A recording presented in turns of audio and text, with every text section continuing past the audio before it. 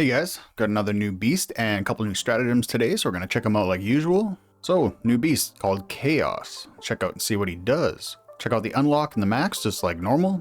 Each action taken by enemy officers has a 20% chance to trigger this effect, devouring 30% of their max HP and 30% of the shield up to 2 times per turn. Devouring, I wonder if that means you get it instead. Each action taken by enemy officers has a 26% chance, so that's only a 6% increase, that's kind of weird. To trigger this effect, devouring 55% of their max HP and 50% of shield up to 4 times per turn. So I'm really curious if that just means it damages them for that much, or if it actually steals it, because if it steals it, that is crazy strong. Well, it looks like unfortunately I'm not going to be able to get a copy of his Martial Souls this time. So if I do get it before the video comes out, I'll insert it in here. Hey, so someone's kind enough to post the Martial Souls for the beast, so we'll read them out now. Martial Soul 1, at the start of even-numbered turns, attacks 2 enemy officers, dealing 200% of beast P damage and inflicting undispellable trepidation for 1 turn, which is a 30% chance to reduce 6% of max HP when HP changes up to 20 times per turn for each officer. That is nuts. So anytime, I guess they're damaged or healed, it can damage them some more. Martial Soul 2, increase the number of targets to 3 and the chance to reduce HP to 35%. Reduces 5% defense upon HP reduction up to 5 stacks lasting 2 turns. Not bad. Number 3, Trepidation boost. 35% chance to reduce 6% of max HP when rage changes up to 20 times per turn for each officer. This seems like it's going to be doing an absolute ton of chip damage, and usually I don't like chip damage, but 20 times per turn for rage and 20 times per turn for HP that's just nuts. Increases the number of targets to 4 and chance to reduce HP to 40%. Reduces 5% attack upon HP reduction up to 5 stacks lasting 2 turns. And finally the last one, increases the targets to all enemies and the chance to reduce HP up to 50%. Reduces 5% damage bonus and damage reduction up to 5 stacks and lasting 2 turns. All stat reduction cannot be dispelled or resisted. So it reduces attack and defense, damage boost, and damage reduction, all by 5% up to 5 stacks. So it's 25% debuff for each of those. And dealing 6% HP damage up to 20 times per turn. So anytime their HP or their rage changes. Was it rage change or was it rage gain? Just rage change, so when they use their skills too. This seems pretty good. So it's not as good as like Empyrean Dragon, probably not Killin or what is it, Tortoise and maybe even the Tiger. It is mostly damage. It does have some debuffs, which are good, but the units are doing so much damage nowadays. This will do a lot, and I like that it's max HP based.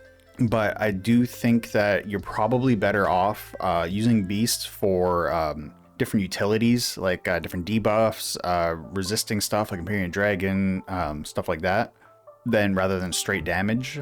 Just seems to work out a lot better just because your units are just dealing so much damage at this point, right? But anyways, go back to the video now. We also have this theme event. Sign-in bonuses for these, what are these, lanterns? Got the challenge boss, if it will ever load. It is Apsara? Is that her name? I can't remember. It's something like that anyway. Got your normal recharge gift pack, progressive rewards. These are really good if you're going to be needing these packs. Even if you just spend $1, I think you'll get about 20 of them because it goes up to 2 on the next page as well. And then I believe page 2 is it $3? I can never remember. And then page 3 has a $5 and a $10 one, I'm pretty sure. But page 3 you get like, I think like over 100 or something. So it's really, really good. Come back here, go to Treasure Hunt. This is where you'll get the new stratagems. So did they add anything new in here? Looks the exact same. I always go for the stratagem tickets because you always need more of those, especially to reach the enlightenment page to be able to get more slots to equip stratagems with. Our deluxe prize. Oh, we actually get EX stratagems here. Nice. And then this is just the regular ones. Oh, but it's got all of the regular ones. And then definitely stay away from this S+ selection box. That is a red herring. Don't get it. We'll check out the Supreme prize at floor 100, which has... Oh, they put the Fabled stratagems in there. Nice. So if you missed out on Wukong like me, here's your chance to get them. He's really, really good.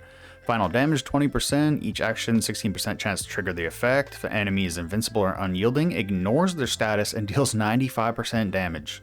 If it doesn't trigger, it increases the chance. So this is really, really good. Who else is really good? Was it Nuwa? I think she's just really good for survivability.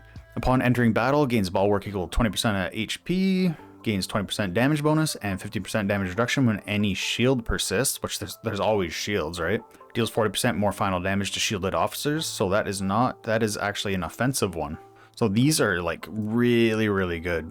There's also the Empyrean Dragon one, or it's called Azure Dragon here for some reason. Base Rage +2, 50% chance to negate resistance when the officer's healing shield or rage boost is resisted by any debuff effects, e.g. healing band, buff reversal, up to 6 times per turn for each effect. And then we got White Tiger. Each attack has a 100% chance to deal extra damage equal to 1% of enemy's max HP, excluding bosses, reduces target's defense, and damage reduction by 2% for 2 turns upon hits, up to 40 stacks. So this is something you're really going to need to have on a lot of units, and you can get those stacks up. That is going to be amazing. But definitely go for Wukong first. Hitting through Invincible and Unyielding is insane. So let's check and see if it's even worth getting these 2 new ones. They do have these Lumen Gems here, which are really good, but definitely do not choose them over these other things here. Same with this. We probably all have enough, definitely have enough Divine Awakening Stones at this point. This is just, I don't even know why they have this in here, to be honest. Nobody's going to be choosing that. You shouldn't be. It's kind of just a waste. So we got Nezha here. Just on unlock, each action taken has a 20% chance to trigger the fire debuff damage on one random target once. If the target has no fire debuff, applies irresistible burn for 1 turn. Reduces HP equal to 80% of the caster's attack per turn, ignoring defense. So that's just applies a burn, or the fire debuff for Nezha to work off of. Hopefully it's better at max. Each action taken has a 30% chance to trigger the fire debuff, damage on one random target once. If the target has no fire debuff, applies irresistible burn for 1 turn, reduces HP equal to 100% of the caster's attack per turn, ignoring defense. So it goes from 80 to 100.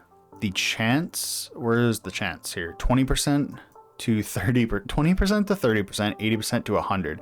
Only really good thing is ignoring defense. But this doesn't seem like it's it. That seems like a waste to get that over any of the fabled ones in there. Next, we'll check out the Ninetales one. Upon activation, taking direct damage has a 20% chance to reduce the attacker's any subsequent damage dealt by 40%. Lasts until the end of the turn. Then at max, taking direct damage has a 30% chance to reduce the attacker's any subsequent damage dealt by 60%. Lasts till the end of the turn. So this, I feel like it's okay. It's a fairly low chance, but people are doing a lot of attacks, so it's got a pretty good chance to proc. Reducing damage dealt by 60%. So it depends exactly what it means by that. If this is like at the end of the damage calculation, that is a lot. But if it's just damage bonus, we'll go to Wukong just to show. So if it's just damage bonus, that's not going to be a lot. That's not even half of my damage bonus. I mean, that's almost a third of my damage bonus. And I probably have fairly low damage bonus because my perfect gear is, I'm having a hard time getting damage boost rolls on it. And I kind of gave up a while ago, to be honest. So that could be good or it could not be. And I really don't feel like getting it just to check it out because you have to go all the way up to 100 to get it. So if you guys are using that, let me know what you think in the comments below. I'm kind of interested. Nezha just looks like Dookie to me. I would much rather be getting Wukong. So I'll have to decide if I want to spend and grab Wukong. These EX stratagems are nice too, but definitely you definitely want either Wukong or Nuwa. And that's pretty much it. There are these packs here, as well as, let's go back here for a second, the Beast Packs and the Beast Pass. And just to let you guys know, my code is expiring March 5th. So if you're going to use it, it'll be gone after that. So there is a link in the description below to a video showing you how to use it, and you'll get 10 to 30% back on all your purchases. You can actually use that to spend in the X-Samkok or the other game I cover, which is Isekai Saga. You can spend it in there. Pretty much any game that's supported by Aptoide that they're like actively partnered with, you can spend it on those games. So it's not just for X-Samkok. And yeah, I guess that's pretty much it for today. I'll catch you next time. See ya.